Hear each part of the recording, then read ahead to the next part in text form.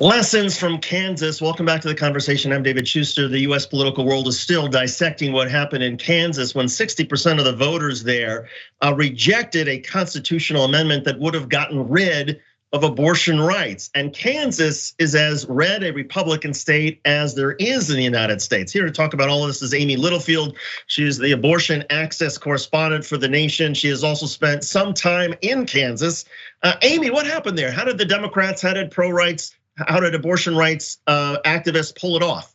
Yeah, I mean, it's really astounding. And this was really the first test of mobilization for the abortion rights movement after the Supreme Court overturned Roe v. Wade. I won't say it's the first test of how the public feels about abortion, right? Because I think supporters of abortion rights have known for a long time that public opinion is on their side, that a majority of people want Roe v. Wade to be in place. Well, now it's gone, and a majority of the population is angry about that decision by the Supreme Court. And so I think what this was a resounding denunciation of the overreach of a Republican Party that's really fused with the anti-abortion movement, certainly in Kansas and in other states across the country, and a resounding rejection of what the Supreme Court just did. I think it sends an incredibly strong message about the strength of public opinion on this issue and the potential for Democrats to really embrace it much more wholeheartedly than they have.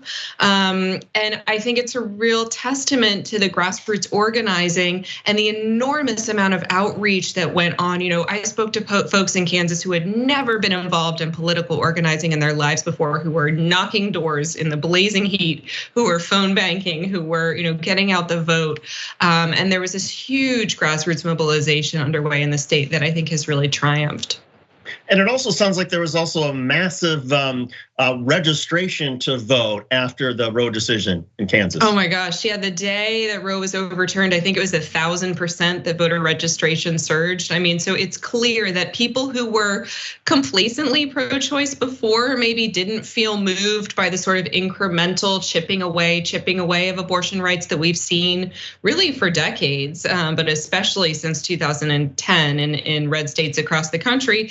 People who were sort of, watching that happen and weren't sort of moved to political participation are now sort of they're outraged. I talked to one woman who said, "I've never put a yard sign in my yard before," and she had a vote no, which is the abortion rights position sign out in her lawn in the suburban neighborhood in Wichita, Kansas. And she was nervous about what the neighbors would think because a lot of them were conservative. But she said when Roe v. Wade was overturned, she cried. She was out there protesting with her mom, who's in her 70s. And I think there just are a lot of people like her across the political spectrum who are shocked and outraged by the fall of the nationwide right to legal abortion. And they sent a strong message at the polls.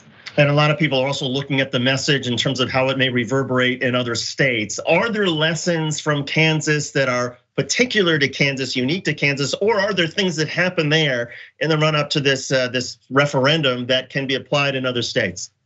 Oh, absolutely. I mean, I think the number one lesson, right, and this is more a lesson for the mainstream of the Democratic Party, is that abortion is a winning issue, okay? Abortion is more popular than the president right now. I mean, let's be clear, legal abortion is extremely popular. And we saw how a campaign that really ran on how this is a constitutional freedom, was able to be successful. I think this is also a lesson about the success of grassroots politics, of neighborhood talking to neighbors. There are a lot of people who are involved in this effort who weren't necessarily officially part of the campaign. I mean, I talked to a woman who walks up and down the street corner near where she lives in her neighborhood in Wichita with a sign, yelling at cars, trust women, Jesus did, right? Kathy Griffin was her name. And she, she's not necessarily affiliated with any campaign, but she had a rapport going with the people in her neighborhood. They knew her, they would bring her donuts, and she was having conversations on the street where I watched an older woman walk by and say, "I'm with you 100%, so those sort of kitchen table or street corner conversations conversations I think were going on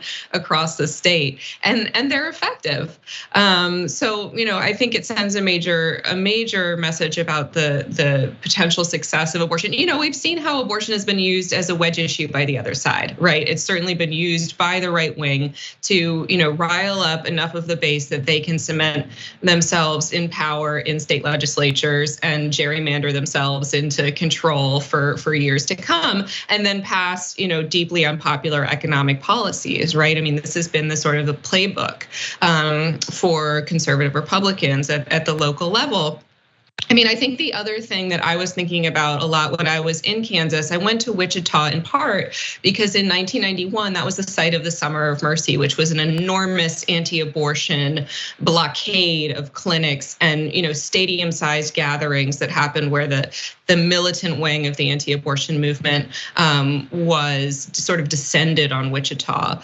And that was a radicalizing experience for a lot of people in that city who ended up channeling their sort of newfound politicization and radicalization into running for local office and taking over, local Republican county positions and moving into the state legislature. And that really brought the whole Republican Party to the right for years to come. And so I think there's an open question of whether abortion and the surge in momentum and political organizing around gaining back access to abortion and expanding it in states like Kansas, I think there's a question of whether that could be an opening to a new political direction in Kansas and across the country. And are pro-choice Americans at an inherent disadvantage because so much of that Republican surge on the right has been organized by churches and has relied upon churches to sort of be a natural organizing factor for them? Oh, absolutely. I mean, it's really, the main backer of, the main financial backer of the anti-abortion amendment in Kansas was Catholic dioceses and churches that can't typically donate to candidates or risk losing their tax exempt status. Were fully involved in this election and had signs out front. I saw a lot of signs in front of churches and Catholic institutions in particular. But that being said, there were also churches that had vote no signs and had signs out giving powerful spiritual defenses of abortion rights. And so I think, and also I talked to quite a few people who had heard sermons that were denouncing abortion rights. Just that morning, I was out canvassing with the abortion rights canvassers on the Vote No campaign on a Sunday afternoon. And so we talked to people who'd heard about it in church that morning. One woman said, "Oh yeah, I've heard about this amendment from my church. I go to an evangelical church. I'm voting yes because my pastor is anti-abortion and that's what I am too." And then we talked to another woman who was undecided. She said, "Yeah, I feel like I want to vote no. I feel like I doesn't feel right to me that the government would, be controlling that decision for people." And she'd been hearing another message from her pastor, and so she was sort of split. And then we also talked to a Catholic, lifelong Catholic, who was just sort of ignoring the message that was coming out in her church bulletin and was determined to make a full-throated of abortion rights and talk to us for 10 minutes standing out on the pavement in the hot sun. So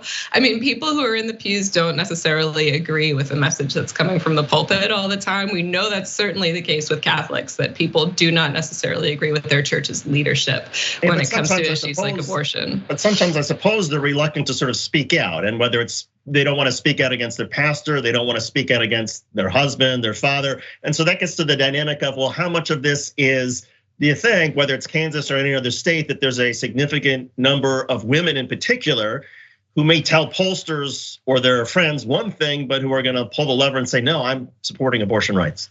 Right. I mean, it was really striking to me. There are a lot of houses that the list that the canvassers were going off of was likely no voters, likely abortion rights sympathizers. And there were a lot of doors where a man answered and they would ask for the woman who lives there. And I talked to quite a few Republican women who were quiet about it, but were voting no. And so, meaning voting, and it's very confusing, right? Voting no is the abortion rights position. Voting no was defeating this anti-abortion amendment that was on the ballot.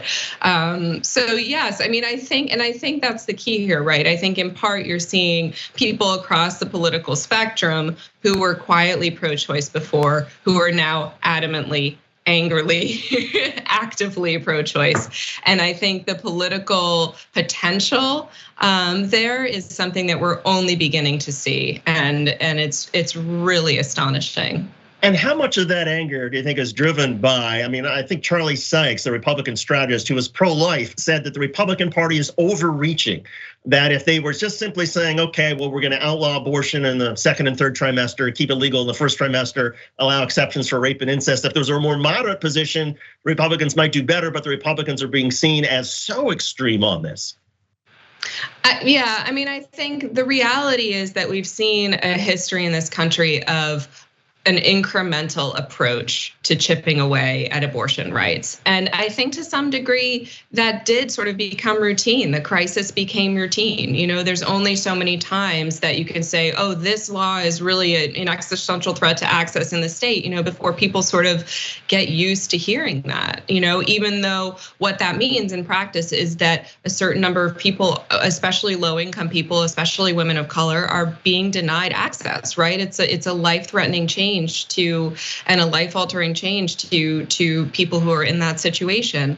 I mean, so I think that maybe this was the tipping point, where the overturn of Roe v. Wade sort of woke up the sleeping giant of the pro-choice majority. I mean, but I think for the anti-abortion movement, it was never the goal to have a moderate abortion regulation in place. The goal has always been banning abortion entirely. The goal has always been constitutional protections for the embryo, right? That's always been the long game. The question has just been how they got there. And so I think if the long game is deeply unpopular, and that's what we're seeing now is sort of an understanding that that's where they were headed all along, I think.